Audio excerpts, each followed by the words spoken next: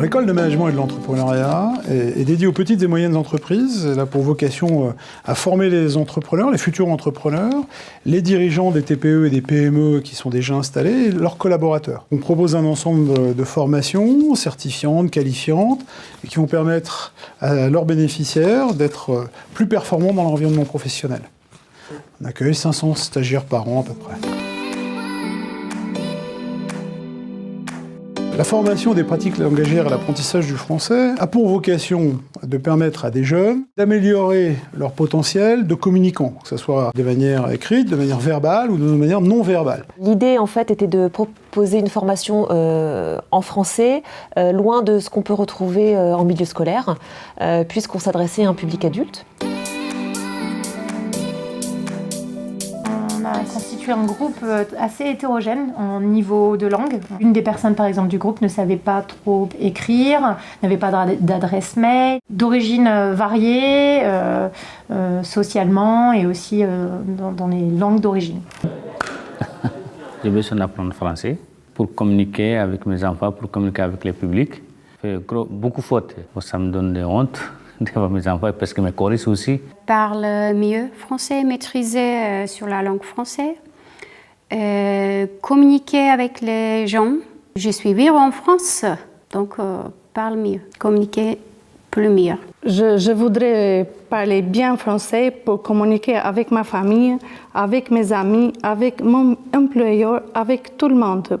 Alors, on a fait intervenir 2 personnes pendant ces 2 semaines. Fabrice Flamand, qui est un judoka médaillé, mais aussi un grand chef d'entreprise. Il me racontait, j'ai cru en son plan d'avenir, et c'est sur le retour de Saint-Malo que j'ai décidé d'ouvrir des magasins cache-cache. Et c'est cette rencontre qui fait que j'ai ouvert ensuite tous les magasins en Picardie. Et ensuite, on a eu Maïva Concion, athlète de haut niveau, championne de France de 400 mètres haies, qui nous a aussi parlé de son entreprise. Elle a lancé son entreprise dans la diététique. On s'est appuyé aussi sur un sport un peu particulier là-dessus, qui affiche en permanence ses valeurs, c'est le judo. On a affiché le code moral, on les a fait travailler sur les valeurs de cette discipline. On pense que ça correspond bien aussi à la population.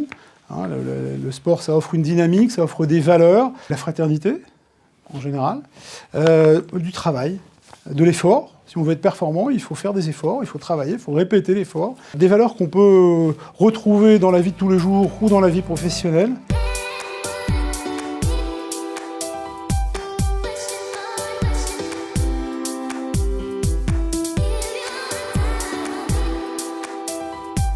Fabrice Flamand. Je pense, enfin pour moi personnellement, je pense que vu son parcours, vu les difficultés qu'il a menées, c'est quelque chose d'assez fort. Le fait qu'il soit parti de rien et qu'il soit devenu chef d'entreprise, franchement, comme je l'ai dit tout à l'heure, c'est un exemple de persévérance et surtout que ça dit qu'il ne faut pas lâcher, quoi.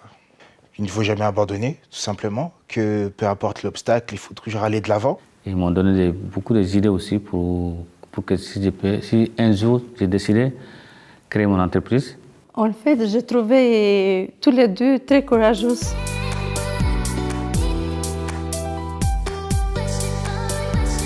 Je suis un reconversion professionnelle, donc le métier que j'ai choisi, ça demande aussi d'apprendre français. Après la formation, je voudrais trouver un travail au salon de beauté, salon esthétique. Je voudrais rattraper ma vie, en fait, pour trouver un travail, pour des choses comme ça.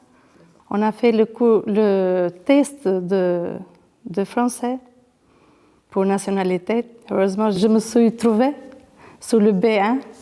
Donc, on a appris de préparer de lettres de motivation, préparer suivi, entretien, et communication, proposer des questions, comment je peux montrer mes qualités.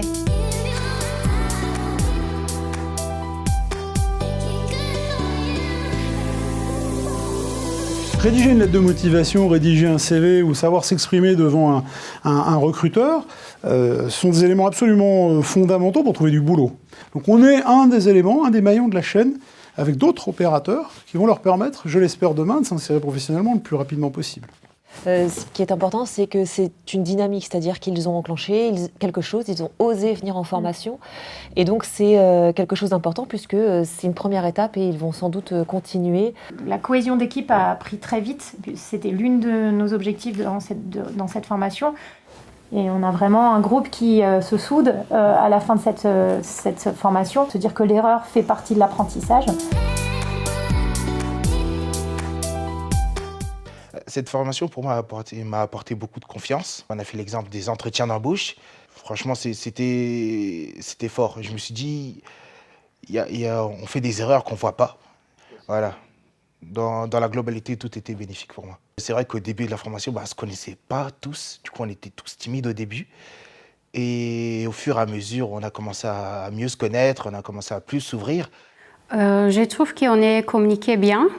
On est tous différents cultures. Découvrir les autres cultures.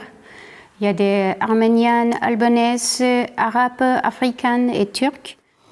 Je voudrais encore continuer avec vous pour apprendre bien pour moi et pour connaître vous, tout le monde aussi mieux. J'ai appris beaucoup de choses de ça, j'ai trouvé mon chemin.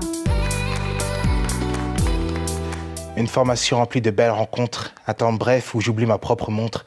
Quand on veut continuer, il est déjà l'heure d'avancer et de continuer nos projets. Chaque cours rime avec originalité et fluidité. On s'y perd dans cette atmosphère perceptible, gagnant en confiance pour oser parler, au-delà de la langue, au-delà de la culture. C'est dans la joie que notre cœur montre sa vraie nature. Ouais!